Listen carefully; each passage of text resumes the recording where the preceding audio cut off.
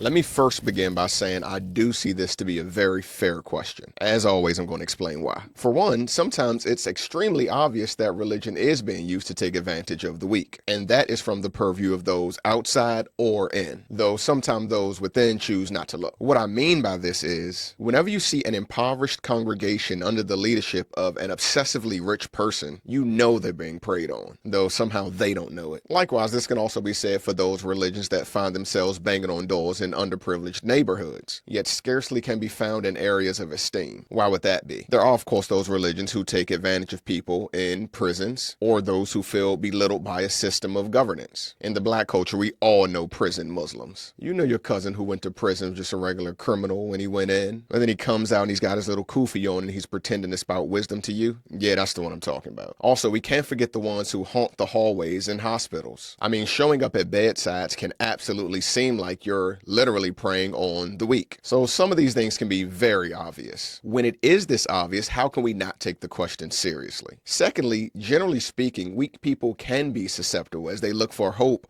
or anything that might give them strength. Let me pause here to make the point that weak is not being used in any derogatory way. It just speaks of a situation a person might be in that moment of time. But how easy is it to push religion when somebody is at their end, when there seems to be no hope anywhere else? A person coming along at that moment can absolutely seem like a godsend, whether God sent them or not. Third, historically, religion has been used to gain influence over the weak with very great effect. Just consider how Hitler tried to use religion to convince people to obey government without question. I mean, there are still people who do that today. Or how Constantine so brilliantly married monotheism with paganism for the sake of uniting different sects of people within his kingdom. I mean, it was smart. Then think of all the wars that have been fought in the name of religion. Not to mention things like the Jonestown massacre that happened in Guyana. My brother-in-law is actually from Guyana.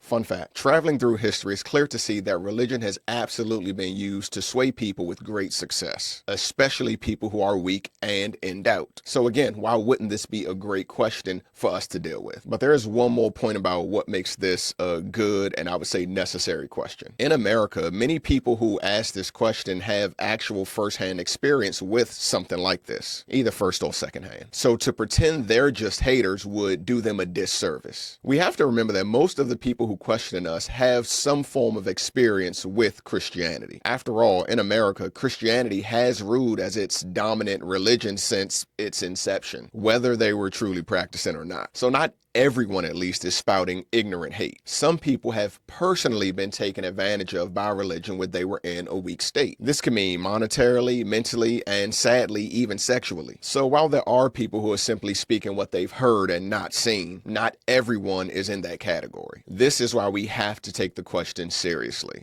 Does religion prey on the weak? So let's look at it. Because we see that it has been used and still is used in some cases to prey on the weak, does this mean it is solely used to prey on the weak, or that is its only merit? Firstly, we have to look at what is meant by religion, because not all religion is the same, and not all faith is religion.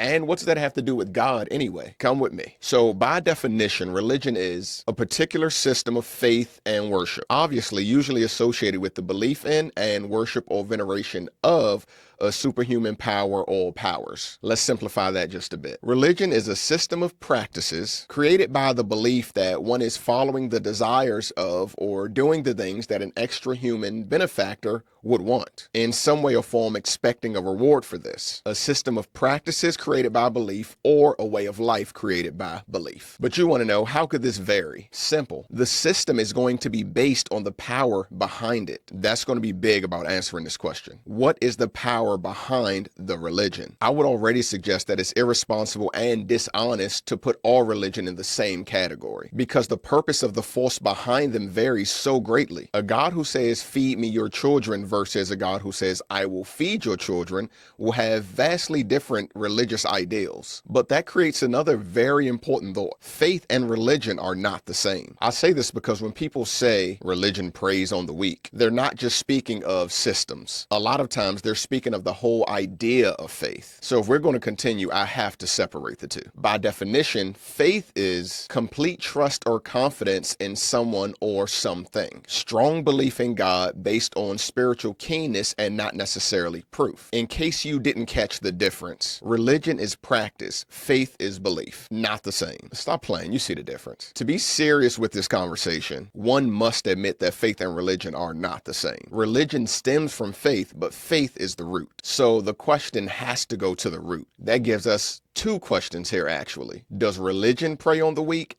And does faith prey on the weak? Don't forget this point. We'll circle back to it. There's another view when considering this also. I'll try not to get carried away with the alternate viewpoints. What do faith or religion have to do with God anyway? I know what you're thinking. It has everything to do with God. What I mean is, if God is, is, the practices of religion don't change him. Full pause. The processing of faith wouldn't change him either. So if God is, and he authored a certain system of belief, then one would have to ask if it's him who merely preys on the weak. Okay, now we're getting somewhere. To me, this kind of breaks the whole thing wide open, because if this God is, why would he prey on the weak? Usually you prey on something that is easier to overcome than something else. If he is actually a God, are we not fools to believe that there's one of us who he actually wouldn't be able to overcome? In other words, everybody is just as weak as everybody else in the eyes of a God. So when we allow God to be God, the question shakes just a little bit as we wonder to its actual foundation.